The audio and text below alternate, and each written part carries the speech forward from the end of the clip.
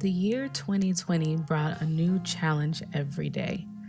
Each moment was as unique and diverse as the shades of our skin. We saw politics up close and personal. Our response? Name our pain and speak up to make change. We have amplified the voices of African American political scientists, not only in the United States, but globally.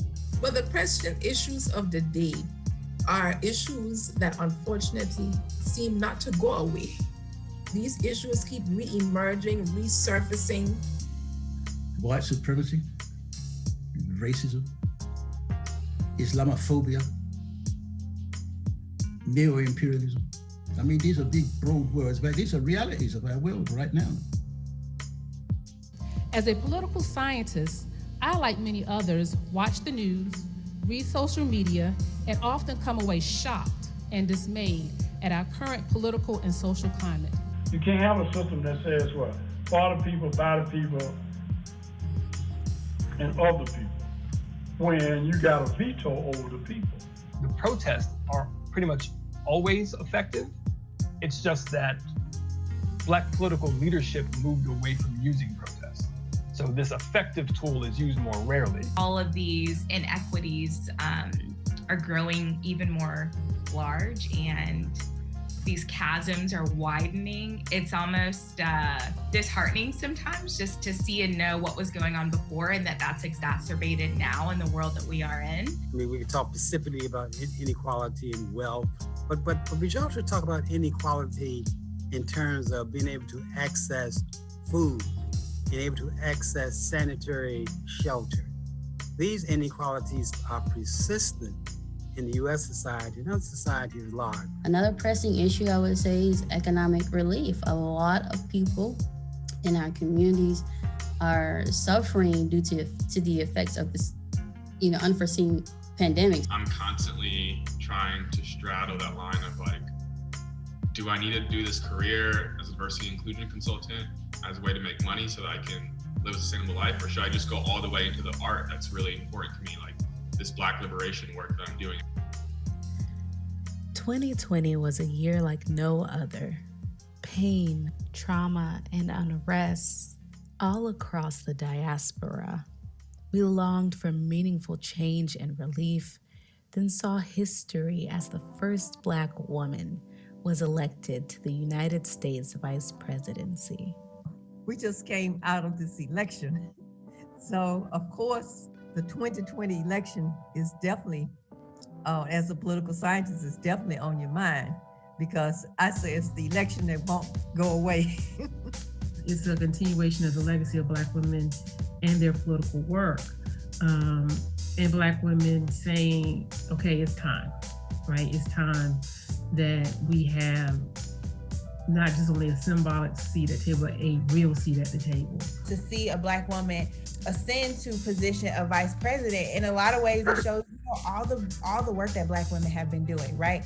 Now that, we have a new administration in the White House, I am trying to see how do we move forward past the 4 years where we clearly had some white nationalist tones coming out of the White House. It's been sort of difficult for many of us, living through a pandemic at the same time that we are going through an election where there's questions about the survival of democracy in the U.S. I look forward to these young activists being impactful on the state and local level and not just on the federal level. It's your time to release all that is in you that will make the world better. Now more than ever, we need the skills and the know-how that you've developed. As chair of the membership committee, I am extending a very special invitation for you to join us as a member of the National Conference of Black Political Scientists. Africans, African-descended peoples of color can feel a safe space to express their understandings of the political history of our communities, the struggles that we face. I think it's really great to have, again, this liberated zone where all of these, yes, intellectuals, yes, professionals are coming together, but more importantly, these family members are welcoming people back. And it almost felt like a formal family reunion. Every time Haynes saw me, he greeted me with a loud shout of my rich cousin, Paula. That was what, and it didn't matter where we were or how many people were around. This is what Haynes would yell out. Okay, so I didn't have to figure out, oh, I know that's Haynes, right? But that was just, that's the kind of person that Haynes was. Very gregarious, giving, generous. It's been a reunion. Every year we come back and we meet old friends. To have that type of fellowship is comforting. It is as if everyone at that conference is lifting you. It's important to have Black scholars around that can say, hey, this is the way to go. And I've been grateful that I've had a lot of Black scholars that have come along and said, I'll hold your hand, I'll show you the way. Also gave me this confidence because I was in a space that was created for me. We hope to see you at our conference in March, but if not, please consider becoming a member of our very special community.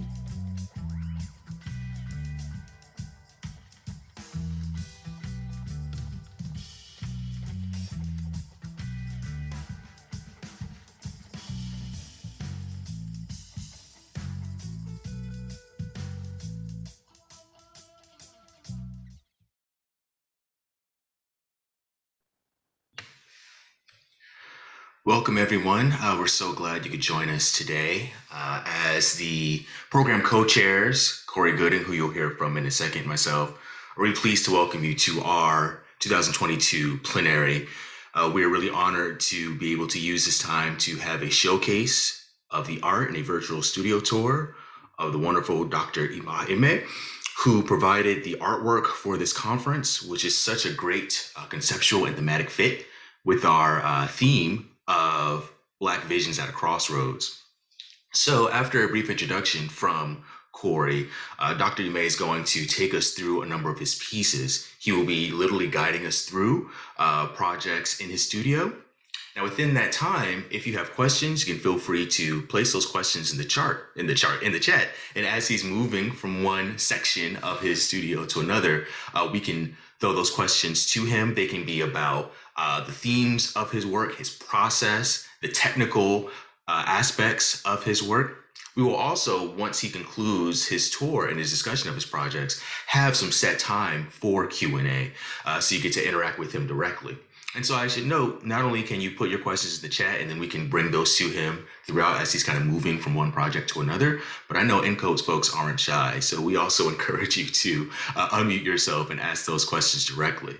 But through the tour, and especially after, we look forward to engaging with Dr. Imeh directly to think through not just his art, but the real political vision and force behind it. So we thank you again for what's going to be a really wonderful hour. And I'll kick it to my program co-chair, Dr. Gooden. Thank you so much, Dr. Felix. Hope everyone can hear me clearly. Welcome. It is both a pleasure and always a gift to be able to share space with you all and to welcome here our guest for the hour and for the conference. So Dr. Imo Imeh is a visual artist and scholar of African diaspora art, whose work considers historical and philosophical issues around the Black body and cultural identity. He is a professor, associate professor of art and art history at Westfield State University in Massachusetts. He attended Columbia University, where he emerged as a scholar of the history of African American art. He went on to research in the history of African art at Yale University, receiving his doctorate in 2009. Throughout his tenure at these prestigious institutions, he also thrived as a studio artist. Since then, he has made contributions to visual arts discourse with publications lectures, and provoking studio art projects that interrogate the ways in which Black bodies are imagined, installed, ritualized, and transformed. Recently, his art has been recognized by PBS NewsHour, New England Public Media, Orion Magazine, and the contemporary art and culture magazine, Art New England. We are overjoyed to welcome in and I will actually throw it over.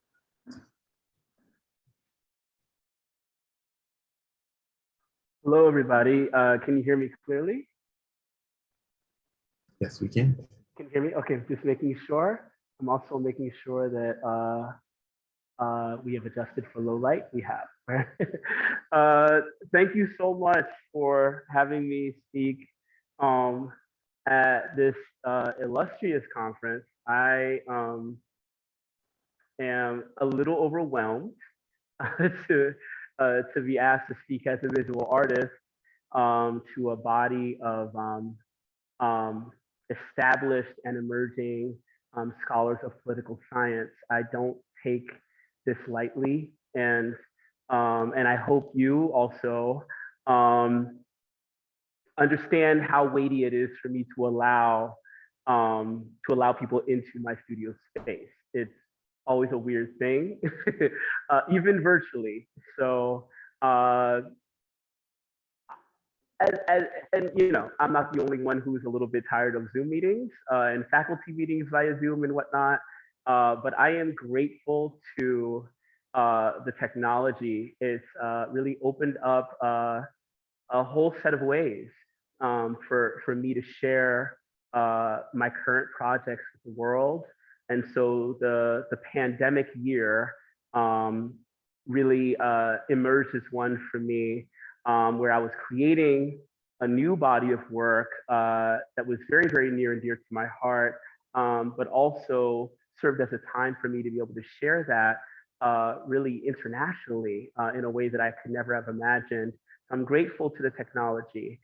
That being said, if things get a little wonky or strange, or you can't hear me clearly, or you know, I beg your patience as we toggle between things here and there, so that I can give you the best possible viewing and listening experience in my studio space. I am Dr. Imeh. I'm American born and raised, but my family hails from Nigeria, and I've been an artist all my life. Been a Black man all my life. And I am coming to terms with my current projects have brought me into a space of a certain level of honesty about our experiences, about my experiences as a Black man, my experiences as a Black Christian man, in a world that, with all of the progress we've made, still seems to cartwheel backwards, right? In large gates. And it's terrifying to me. I think we're in a very terrifying space right now. That is not to say that we aren't also in a hopeful one, but the level of anxiety that I feel about where we are politically, socially, racially, certainly morally in the United States is actually terrifying to me. And I've been using my space as a location where I can unearth some of these feelings that I have about where we are. But also, you know, the space has become one of where I've found myself more visible, if that makes any sense. I have wrestled with not just the lack of visibility that I can have in this nation, but also just the gracelessness that accompanies that invisibility, the lack of resplendence, the denial of radiance for Black men. And so that is something that I'm trying to do with these works, is reimagine not just who we are and who we can be as visible beings, right? Because visibility, that's like, hey, we just want civil rights. Like, please just don't shoot me if I didn't do anything, right? Civil rights, that's all we're asking for, right? Visibility, can I just be acknowledged, right? I feel like even with everything that we've seen, I feel that we should be asking for more. I want to be resplendent. I want radiance. I want that hope to be acknowledged. And that's part of what I'm displaying and dealing with in my studio as I work. So I'm flanked by two pieces right now in my studio. There were a number of larger pieces just like this one until recently, and they are in shows and have been sold. And look, I'm not complaining about them selling, but it's a really strange thing. My studio spaces is being repopulated with these large angelic beings. During the pandemic, this body of work began to grow, and I titled it Benediction. As you know, as many of you know, a benediction can be like a simple prayer to end a service, or prayer of agreement at the end of a worship service, a prayer, a call for help, a call for guidance.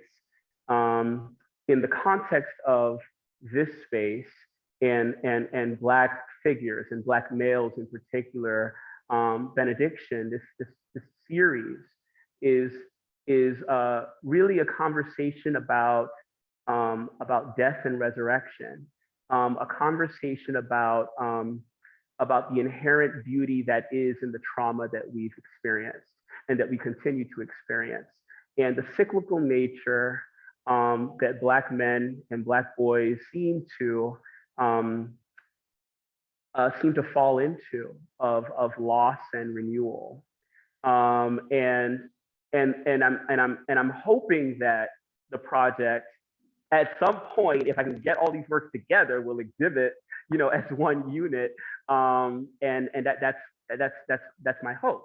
So there are a lot of things I'm going to talk about today. I just wanted to introduce you to these pieces and just some of my thinking behind them, and then I will kind of walk you through how I arrived here and how these pieces have become part of a much larger series that don't look like this at all, the works from that series, and why they don't. And so these works here, the Benediction series tells the story of a group of angels that have been cast down from heaven onto the earth and bound to the skins of Black boys and men in order to serve as witnesses to the traumas and the triumphs that we experience. And the idea for the series really comes, out of this great sense of loss that we had during the pandemic, but not just the loss that we were experiencing, like we all experience, right? It's the loss of time, the loss of mobility, the loss of wellness, right?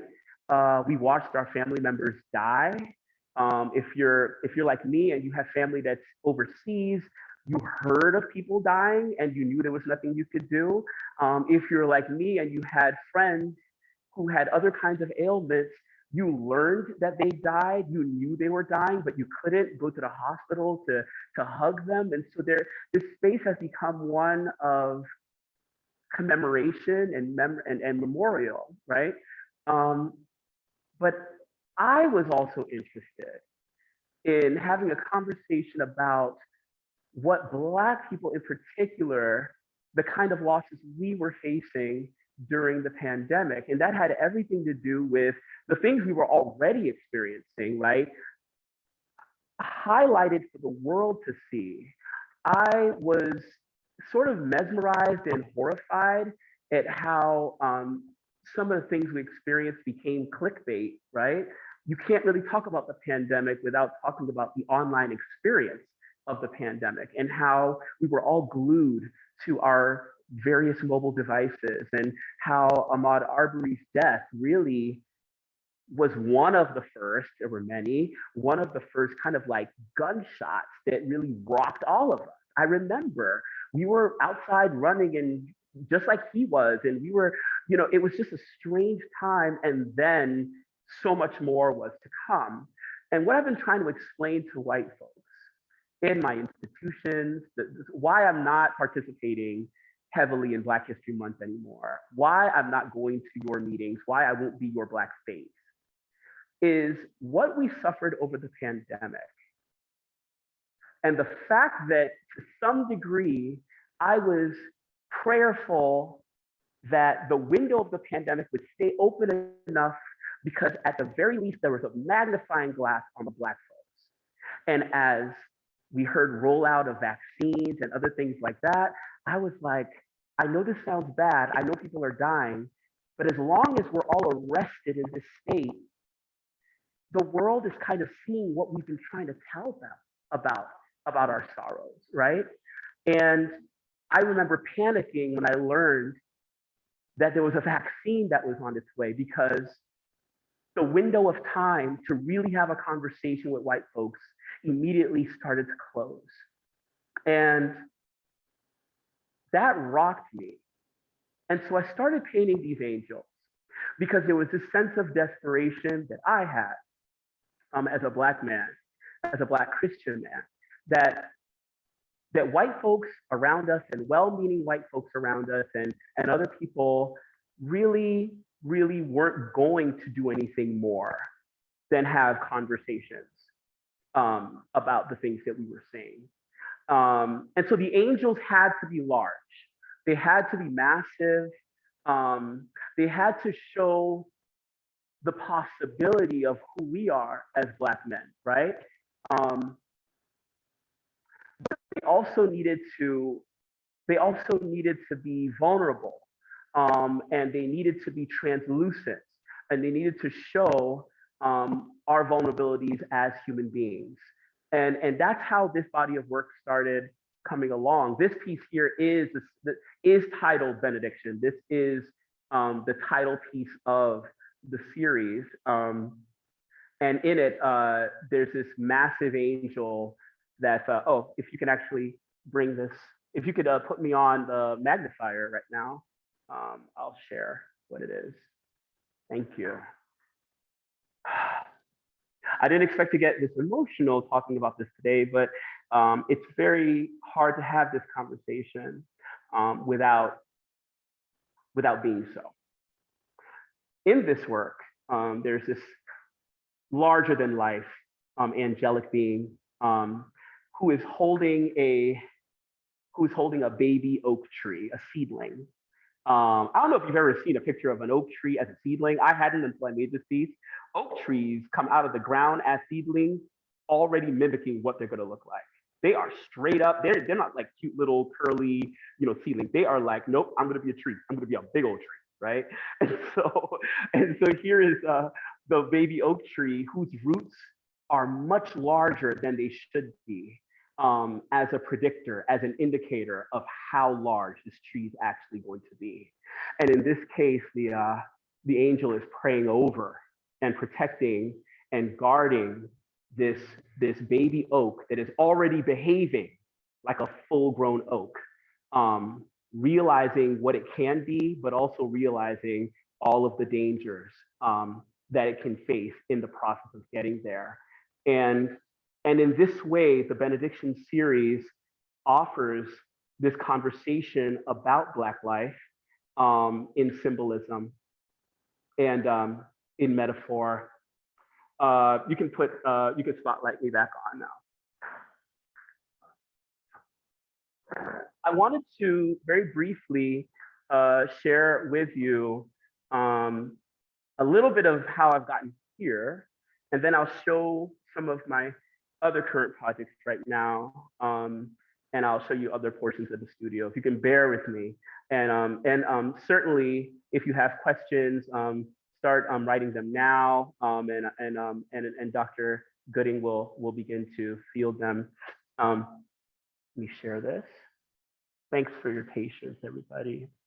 Everything's a little wonky. Let's see. Okay. All right. I'll have to share the screen here.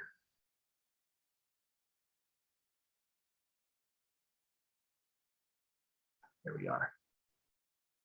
Are you able to see this? Yes, we can. Okay, perfect. First off, I'm just giving you an idea of what some of the other images look like from the series. These are two images right now that the one on the left is touring. It's now in, and if you all are in North Carolina, that one is now at the Harvey Gantt Center. The one on the left is called Angel Landing. These are just larger works kind of showing you this body that I was creating. It really was important to me that these angels be supersized, right?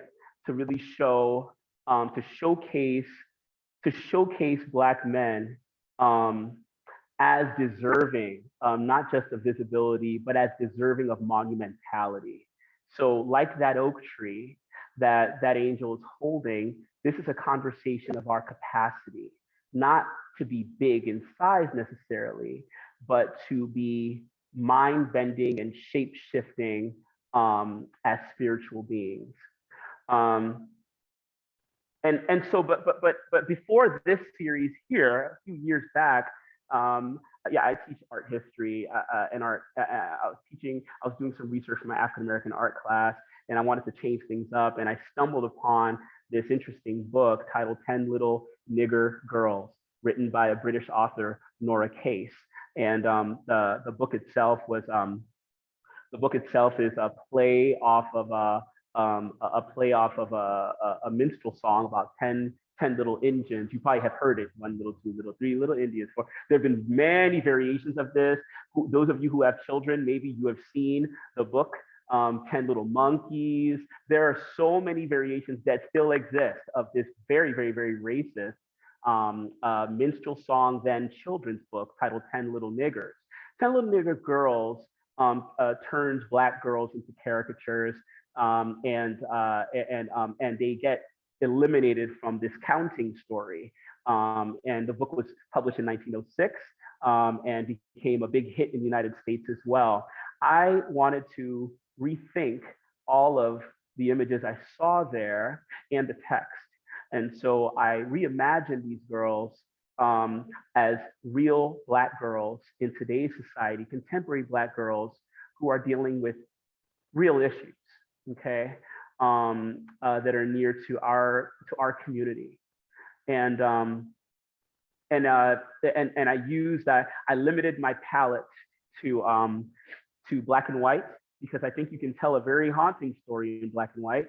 And I wanted the challenge of telling this story without color.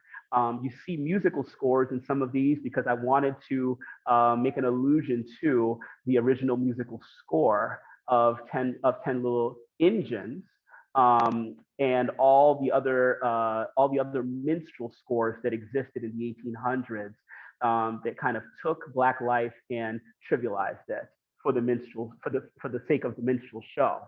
And so there are all kinds of girls here, and who are in various kinds of danger.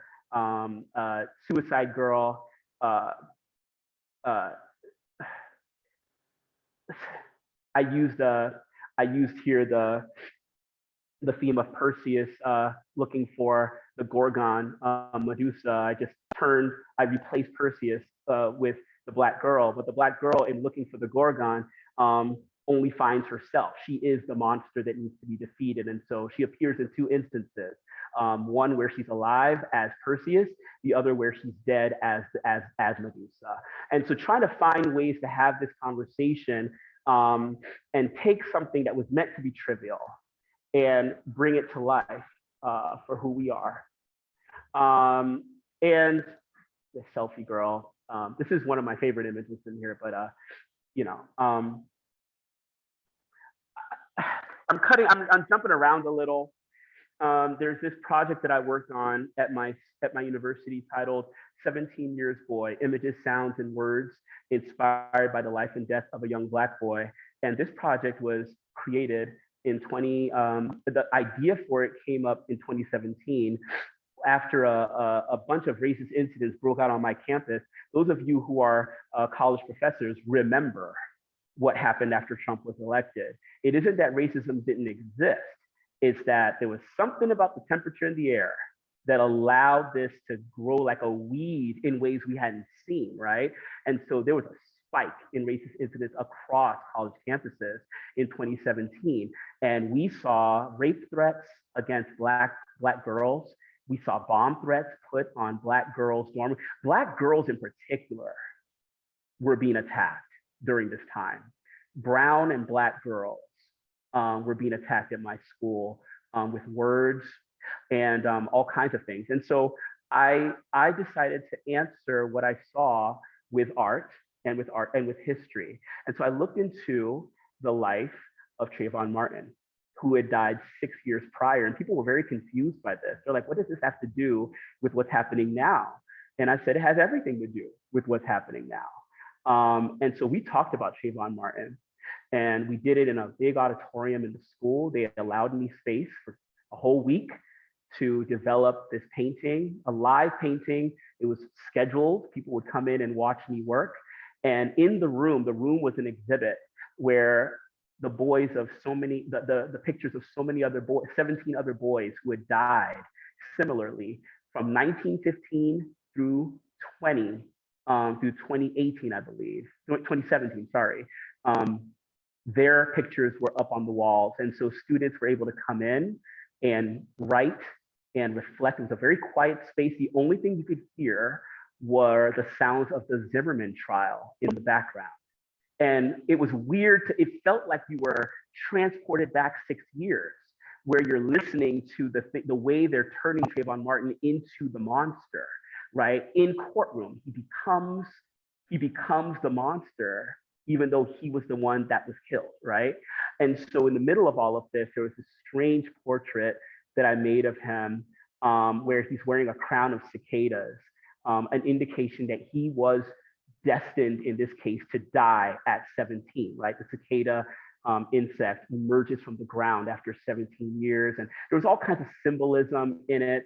And then at the end of this,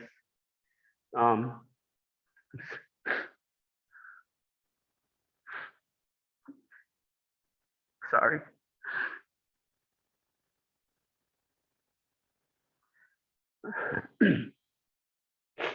At the end of this,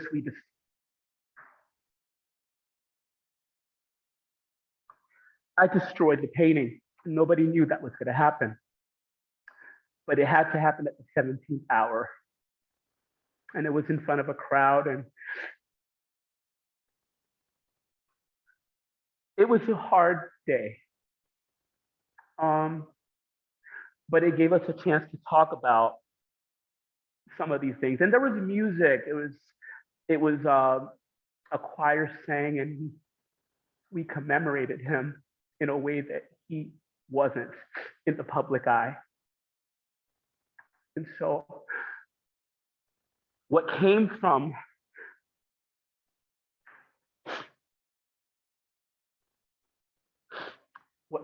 this was a lot of conversation.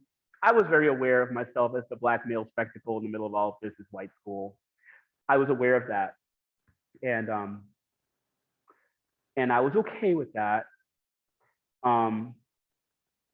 If it would allow us to have a conversation about all of these other things that matter so much to us. And students got something from this as they looked at these different young men who had died over these years. And I believe they walked away with something. I don't know how life-changing it was for them. But the whole experience was very life-changing for me. And I think it allowed me permission to bring my art into a new space of consideration for who we are and who we hope to be.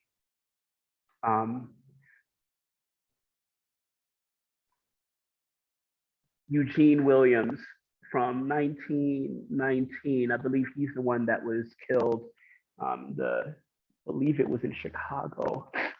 I think he was drowned. We don't have a picture for him.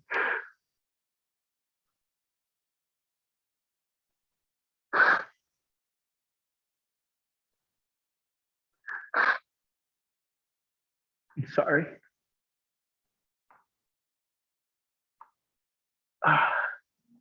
So what happened is from this destroyed canvas, I developed a new set of works because I have no life and all I do is make art. So and so the works that are actually that you all have so graciously used as part of this conversation about Black futures and imagining and visions come directly from the destroyed canvas of the Trayvon Martin piece from this whole production. This work here is titled Ovation. And you can actually see portions where someone wrote on this portion of the destroyed canvas. It's like about what Trayvon Martin could have been. I think it says here, you were a son, or so you could have been a father, something along those lines. And these reimaginings of who we are, what we can be, and the right to stand, to stand as we give each other ovation over the possibilities, and reprise this idea of this reimagining of ourselves and this reinscribing of ourselves onto the visual space, the regeneration, and so on and so forth. I could say more about this, but we've already spent so much time here. I just want you to know how those works came about. They come from a very special place. The works that are being used for your conference, and they're very much in line with the theme. So over the course of 2020, I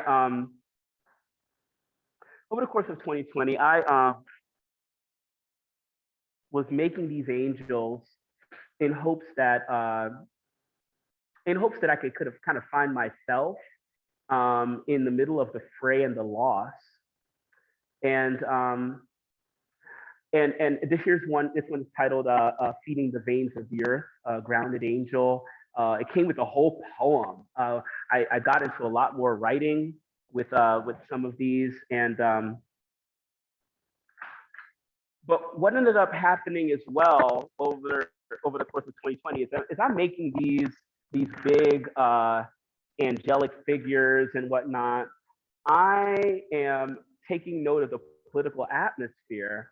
And I gotta tell you, I can't talk about politics without talking about who I am as a Christian, as a man of God, right?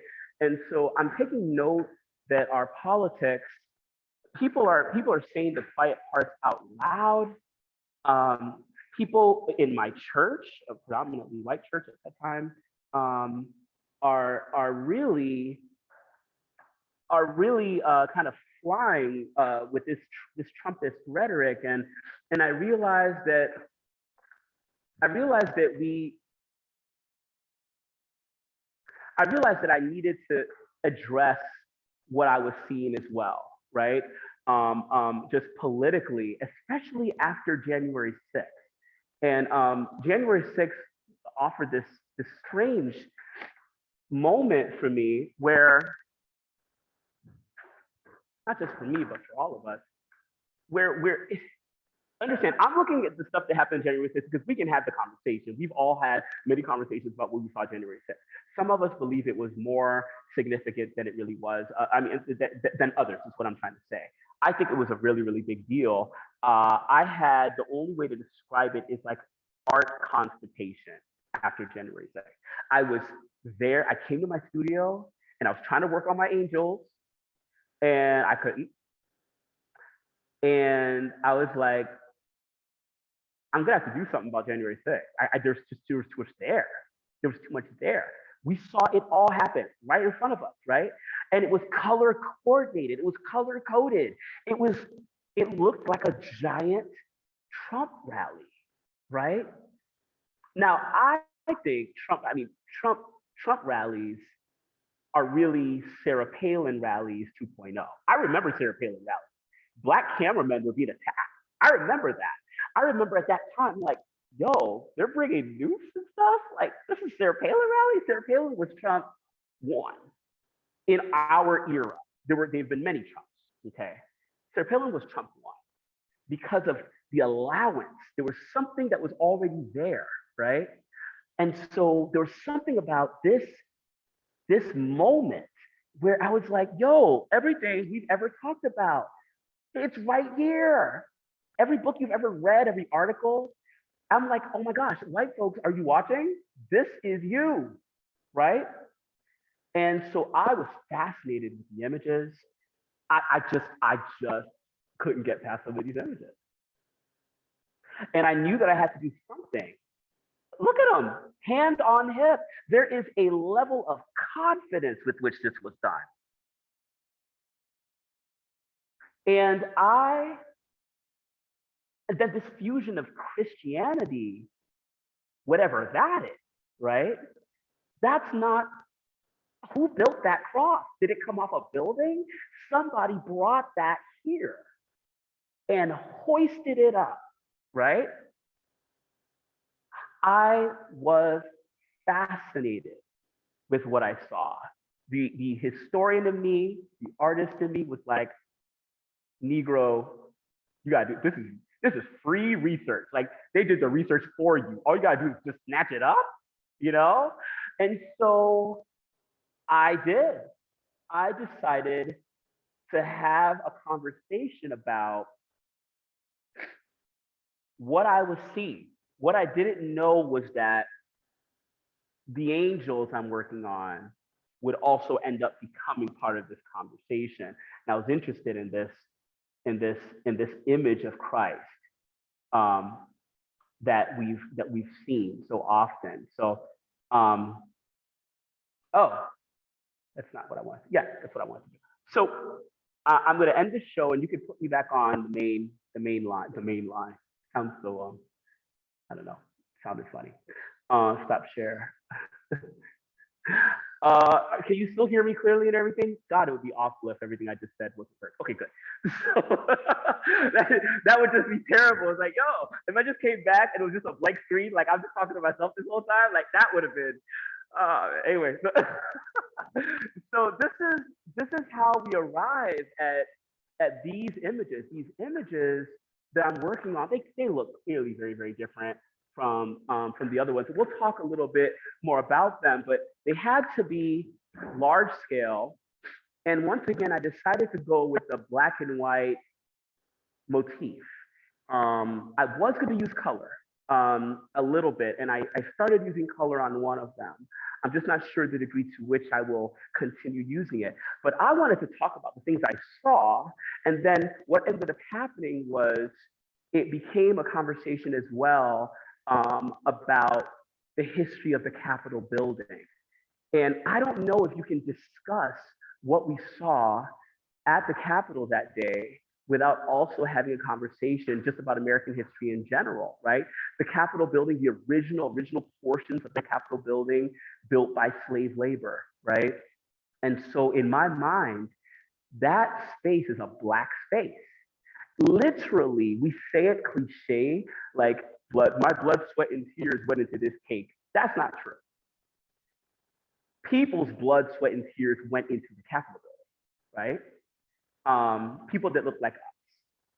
And so the pride with which that man walked into that space with the Confederate flag, in my opinion, is the pride and confidence with which we should discuss not just that Capitol building, but so many of the Capitol buildings in the United States. We know who built them. We know who built these fortresses. And so the idea that the spirits of my ancestors are inside of those walls, on those grounds, the same grounds that you erected a large cross and then you built gallows on. I've been trying to tell people who would say, no, they weren't saying hang Black people, they were saying hang Mike Pence. They put gallows in a Black space. And I think that we can have that kind of righteous anger as we discuss this. That is the kind of anger that I'm using as I'm creating these images. Please spotlight the magnifying glass, and I'll give you a little bit more detail. Upside down. There. Okay, so this piece here is called On Earth as It Is. And the brief overview here is there are these two figures, two white figures that are in Jesus' face masks. They are in masks. So those are not their actual faces. You can see the mask line down there. The mask is breaking off. You can see his eye looks weird because that's his real eye. The other eye is the mask. And they've surrounded this angelic figure. We're kind of dipping into the past here, right? They're surrounded this angelic figure and thrust a crown of thorns on his head. And he's about to be lynched. And you get the sense he's about to be lynched, even though the rope is all the way over here, right? But what they're doing here is something that seems sinister, but I feel symbolizes where we're at. They're forcing communion on him before he's lynched. I have no evidence to note that this was ever done. But I think that what we saw on that day, on January 6th, is this kind of communion among white folk, some of whom are all very different, right? There were white Christians there, there were white nationalists there, there were racists there, there were people who wanted to kill the Jews, there were all kinds of white folks there. But they all took this kind of unholy communion that day. Yes, Valeria, I see what you said. Unholy, you said it just when I said, you posted it just when I said it, right?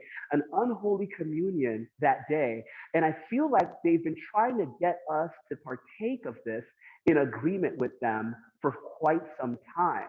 What you see here inlaid in the image are a series of figures. You would recognize that picture I just showed you of them hoisting up a cross. So I've simplified the cross here, and they're hoisting it up together. But what we have here at the bottom of this work are the people who represent the hands who built the Capitol. There's two massive figures here who are still very much alive. They represent the grounds on which the cross and the gallows were built on January 6th. Hallowed grounds because we know who built, right? And so when that cross is fully elevated, the noose around the neck of that ancestral figure will become like a garrote and will asphyxiate him all over again. And so I feel like January 6th was this reliving of everything we already know about this nation, okay? This other work here is it's still a work in progress, but it's featuring the bottom portion of the cross. Christ is on the cross, but that cross is coming down in a point and is kind of destroying Black people who are at the bottom of the ground. And so that it's this way that Christianity, at least the way we've seen it in the United States, has used Jesus as a license for dominion, for power, and not necessarily to help people. And so it's I'm gonna what I want to do is I'm gonna turn the card. You can put me back on. We're almost done here. I want to show you two more images. And I know I've been going for a long time. I hope you don't mind. We'll talk a little bit more about this piece here. This piece is titled, oh, I forgot to change the setting real quick. Let's see this a little better here. This piece is titled, And I'll Be There With You. And I always knew, this was probably the first piece that I'd planned of this series. I always knew that I was gonna do a work about Ashley Babbitt. Like I always knew that I was going to. Her case for me was the nexus of a whole bunch of ideas, right? And I was careful as I mapped the piece out because I realized that big black me working on a female, a white woman in this way was already dangerous. I think it got more dangerous when I put the spikes through her body. You need to know that I thought this through. It wasn't an emotional set of decisions I made. I was interested in having a conversation with what she did, about what she did. And the fact is, I used Michelangelo's Pietà. There's this really large sculpture he created that shows the Virgin Mary holding a live version of Jesus Christ in her arms. Sorry, not a live version, a full-grown Jesus Christ in her arms after he's died. And I replaced Jesus with Ashley Babbitt, not because I believe that they're equal in any way, but she has become a martyr in a way for people who believe the things that she believed. And so I'm trying to have an honest conversation about her and about the things for which she died. I only have two flags represented draped on her body, the American flag and the Don't Tread on Me flag. But you should know throughout my studio on the floor, what you can't see, I bought Confederate flags. I bought all kinds of things in here. There's very strange space right now because she died for a set of empty principles. And in that way, she fell into a pit of her own making. That's how she winds up on these spikes. Her case is one of interest for me. I don't even know if I pity her as much as I feel like she is an indicator of just how much of a complicated mess we are in this nation. She's a veteran who became a terrorist. And I certainly didn't want to put her, I didn't want people to think that I was in any way sympathizing with her because I am not. I just thought the conversation needed to happen. I want to show you one more piece and you could put me on this again. Thank you. Thanks for your patience, everybody. Yeah, so. This one here is titled Communion. It's titled Communion. And again, once again, we're in this conversation about the Capitol building and what it represents. And the slaves that are still trapped in the column structures, right? With these people who once again are offering communion and taking communion in this very confusing space. This very confusing space that in one instance really marks our own history in the United States, but also talks about our current situation in the United States. And I wonder to what degree it projects about what our future in this nation will be. I think that we are really on the cusp of serious movements happening in the United States. And the big question that I have is, where will that leave us? Where will that leave us as a community, as a Black community, as Black and brown people? I'm hoping that these works, number one, get this out of my system so I can move on to other things. But I'm also hoping that to some degree, that they bring about important questions, not for the sake of healing. I'm no longer interested in trying to hold white people's hands as we walk through healing. It's not my interest. I'm just being honest about that. But I do think that knowledge is power. And I do think that acknowledging these things, even if they make us a little uncomfortable as a community and as educators who stand before so many white folks. I'm okay with being uncomfortable right now.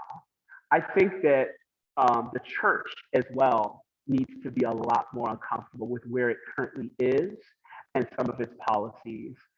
There is no way to separate church and state anymore because white folks have decided that they shouldn't be.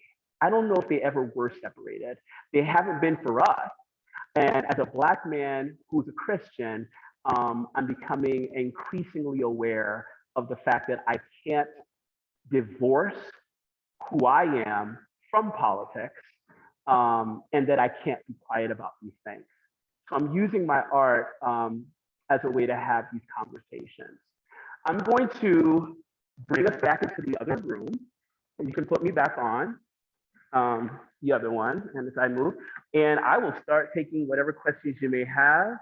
I know I've spent a lot of time rambling. Thank you for being so patient. But I think this is a good place to pause.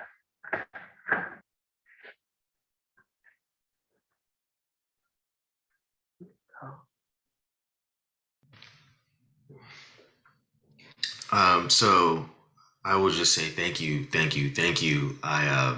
Wow.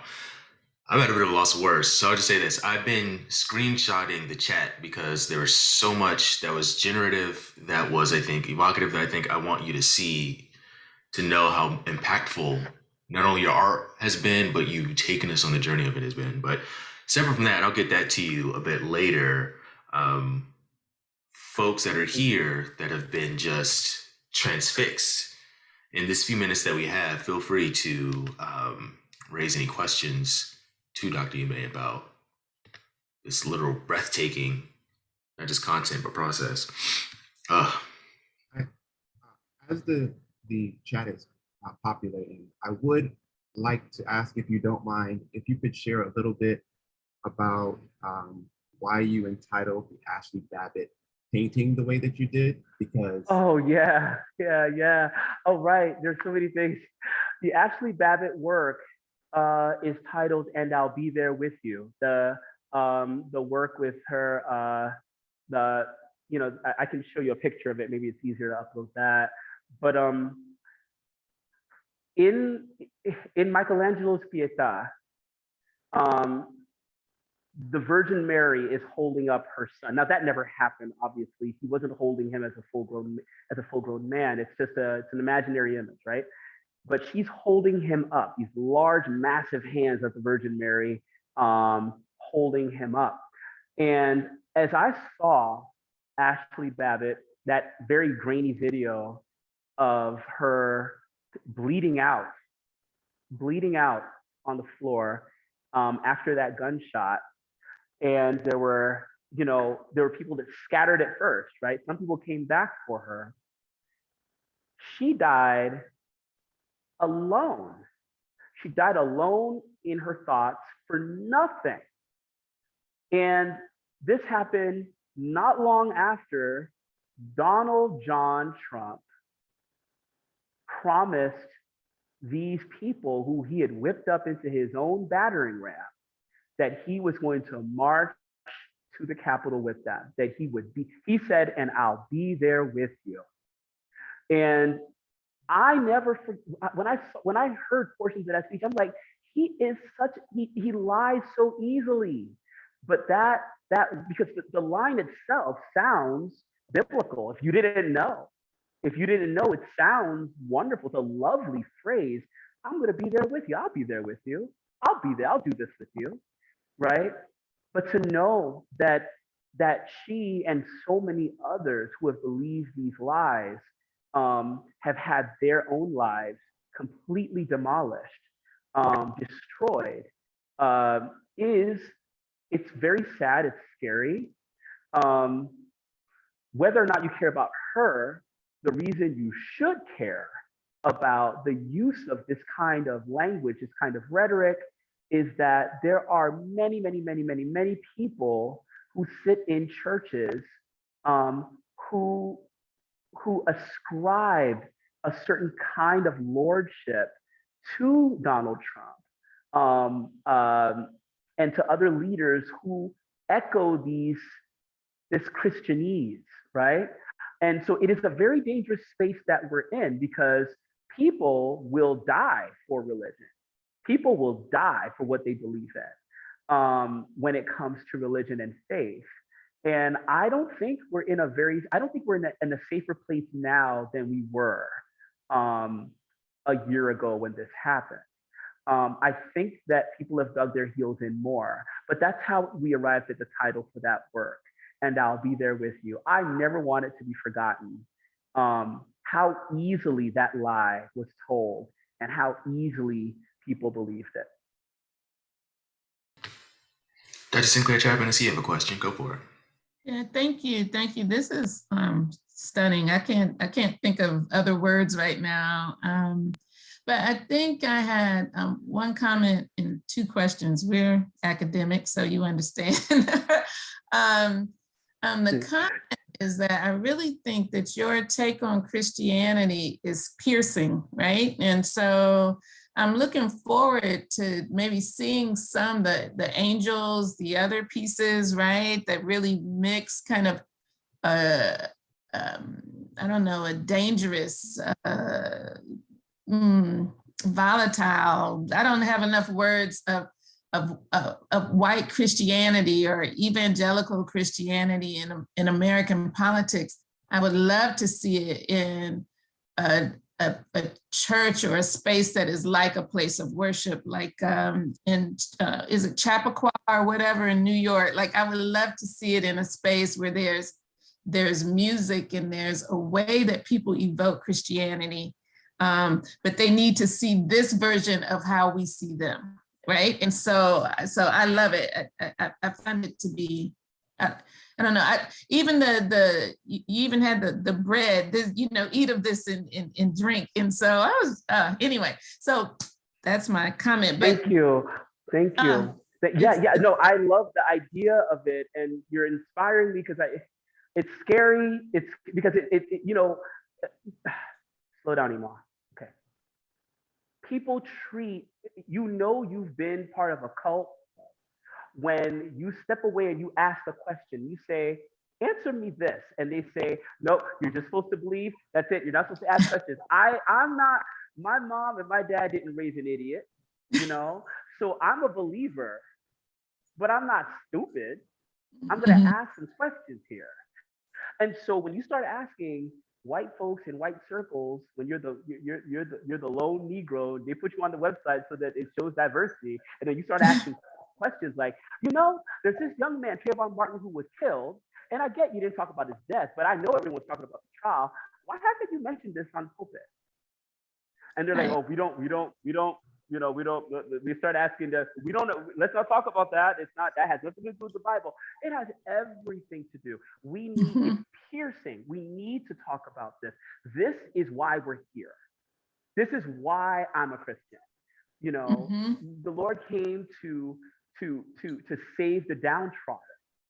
He didn't come to make you feel good about your years in Bible school, right?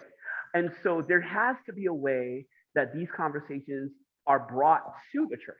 It's going to be, I don't know how this is going to happen. And believe me, I'm open up to networks. I would love some of your help with this. Because I love it. I think you need to invite Reverend Barber, the Poor People's Campaign, but that's another conversation. Let me ask this question. The two questions are, one is about your style. I guess both of them are. Your approach has lots of faces, like just coming out of everywhere with different backgrounds and everything. And so I wondered about that. What are you conveying, or what is that methodology, or what is that about? And then the other question is, I was struck that the angels, I wanted to see a little joy. I don't know if that's silly or what, but I think the angels should be playing a tambourine. So tell me about that. I want to hear that, your perspective there. Well, I'll answer these quickly. My style has always involved figures and faces. I love using the body to tell stories. you know, and I think that you can do a lot with even an expressionless face. I think you can tell a story in multiple dimensions using the body. I think it's such a beautiful thing that God has gifted us, just our bodies, right? And so taking his forms and trying to replicate them and reinterpret them they offer me so much space to do so many cool things. And so sometimes I repeat things, and then sometimes I don't like erasing because I'm like, well, that face maybe was meant to be there, even though it didn't come out right. So I'll just draw over it and I'll keep the original one. And then it becomes a two-headed figure. And I'm okay with that. So I like the idea of I like the idea of showing multidimensionality in human beings, in their personalities, their human and spiritual forms, by showing them as replicated figures. The angels right now are exactly where I am in terms of what they look like, in terms of where we are. I plan on making work that is as honest as I can be about where I am in the moment. And as much as I would like to make things that are a little more vibrant and a little more, I mean, they probably sell a lot faster, you know, I am not there right now. It's not where I am right now, because these angels are talking about a very specific story. And I just don't, we can celebrate our Blackness. And I'm grateful there are artists that are doing that right now. There are artists that are celebrating who we are and not focusing on our traumas. I have not been released to do that just yet. Thank you.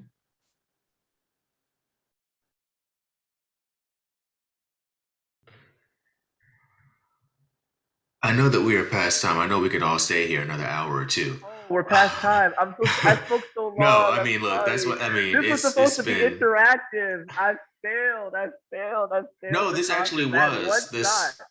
You generated a lot of thinking among us. I did want to note, and I'll send you the comments because I'm sure you couldn't see them all. There is another question in the comments about can you speak to other contemporary Black artists who inspired you? Or you imagine your work kind of, you know, maybe being in conversation with, presenting alongside. But again, I don't know what the technical limitations are if we have to get off here. But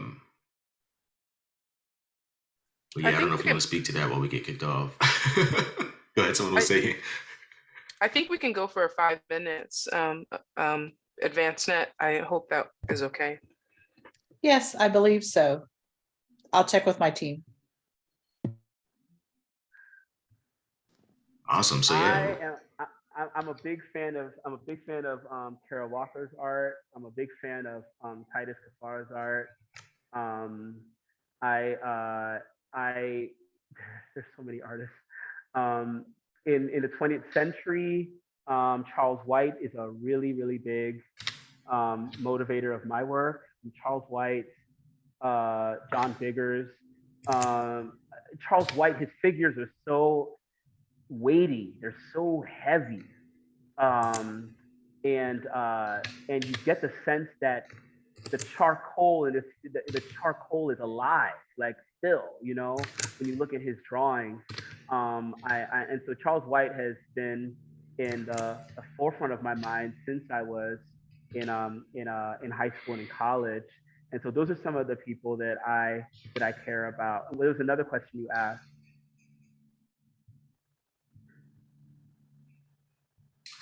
Was there? I think it was that who do you find inspiring as contemporary? Who kind of can you see your work being presented alongside? Oh, we have a quick question from Jessica. I see Jessica knows. She did it real quick. My apologies. I clearly was not planned on being on camera. But I was actually, I know people talk about art that moves you, and I feel like you hear that, but like you were crying, I'm crying too. Like I have my daughter sitting here watching this. So I just thought it was just really, really touching and really amazing. I was particularly just in awe of the Trayvon Martin, that like really interactive exhibit. And I think for especially like younger academics, it's like that's the type of work that we dream of doing. Like we want to do stuff like that and move beyond just, you know, a long journal article that's, people may not ever read. So I just wonder if you could talk about like where you see that type of interactive, multidimensional work in the academic space, like what's your vision for that, and how, like, what would be your words of inspiration to other academics who feel kind of limited in the academic space and are looking for those types of outlets of creativity? Yeah, that is such a good question. It's such a good question. Okay, answer it. Be succinct, Imo. You can do this. All right. I think that I think this is the case for many things, that when you come out of yourself and what you know, and you team up with somebody else and what they know, you can always do something that is absolutely mind-blowing. So that project came about with me working with people, someone in the music department, people in the English department. They came together.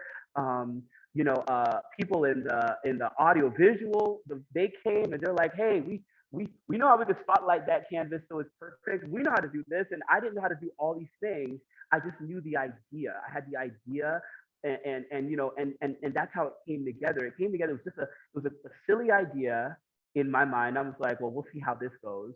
And I don't know. I don't know if I was thinking like an academic. I haven't been thinking like an academic in a while. It's like, people are like, hey, when's the last article you published? I'm like, shut up, I'm drawing. I'm a terrible academic right now. So maybe being a terrible academic is where we need to be. But my answer to your question, the short answer, which is no longer short, sorry, is coming out of yourself. And here's the word to use: interdisciplinary, cross-disciplinary. But it's true. It's true. There are so many ideas that are in any one institution or any one academic community. And I think that you can go very, very far if you team up and figure out how you can make those ideas real to the community immediately around you, which sometimes isn't about writing. Sometimes it's sitting down and having conversations, right? And so I happen to have the gift where I can make large images, and and I have the organizational capacities to be able to make a party happen if I needed to. I can be loud, be like, y'all should be here. Why? Because something's about to happen. And I have a campus like that will give me space. But even if you didn't, I think that the Zoom world, the world of the online world, has created an interesting potential platform for people to work in cross-disciplinary ways, and to have bigger conversations. I think people like having conversations. And so even though I now cringe when someone says, well, I guess now's the time to have the conversation about race, I cringe because it always happens after something horrific happens. And Black folks are always having this conversation. I do think people like conversations. I also think people like stories. This is one of the reasons why it breaks my heart that artists, playwrights, musicians, people who tell stories with their work are often not seen as academic, right? They're like, okay, that's storytelling, that's nice. But after you say that, you go right to the movies because you like being told stories, right?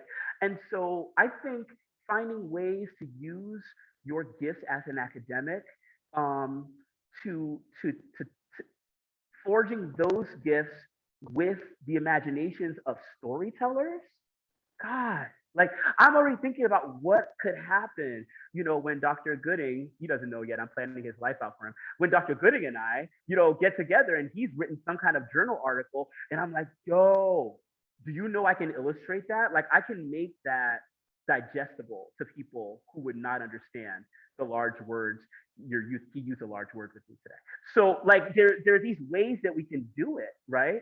It just has to be imaginative and it has to be intentional, I feel.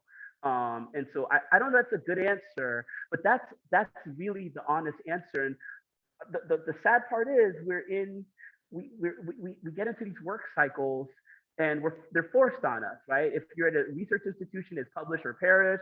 If you're at a school like mine, you're teaching a 4-4 course load. Where is the time? And that's the big question. Like, how do we find release time to do the work that's actually going to move our students? I don't know if students in my art history class are going to remember, you know, why Leonardo da Vinci's whatever matters, right? But the people who were standing at those images on the wall in that space will never forget that, right?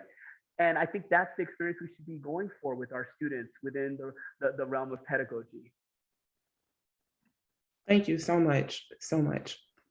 Bravo. And thank you for sharing this with your daughter. Thank you.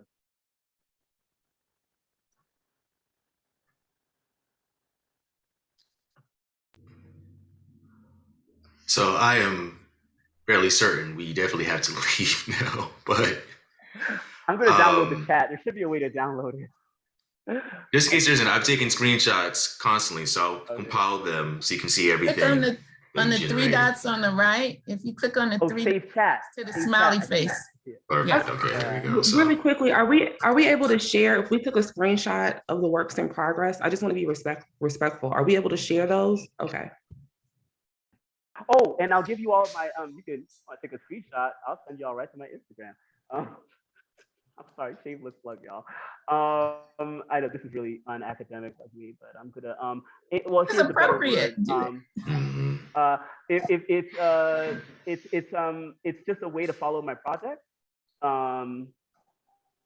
There.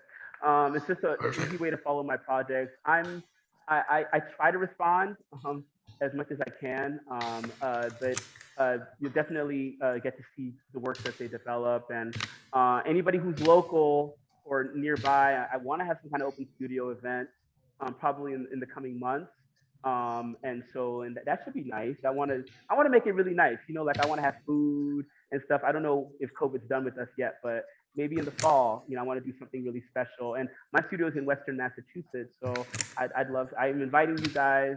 I'm also inviting you to invite me to whatever, you know, cool collaborations you would like to do in the future. I'm very open to things. I'll be quiet now. I know you're trying to end the conversation. Sorry. not a desire, but I mean, we can't thank you enough. This was amazing, and I really want to thank my conference co-chair, Dr. Gooding, for really being the visionary to put this together. I mean, this was just divinely inspired. This collaboration, this partnership. We are so grateful to you, Dr. Imeh, and I really look forward to remaining in conversation with you. Just quick note, you had mentioned you had had an interest in poli-sci as an undergrad major until you took one course. I tell you what, though, like we're gonna welcome you in. You are invited. We're drafting you into the political science because I mean, there's so much political force to this. My goodness, we thank you so much. I really just want to thank Cory for really reaching out to you and saying, "Hey, this is a collaboration that we can make work." I think this was just incredible. So, thank you to you both, and thanks to everyone for being a part of this. I know we all have benefited from this. Thank you. Okay, take it. Enjoy the rest of the conference. I'm gonna download the chat. Okay.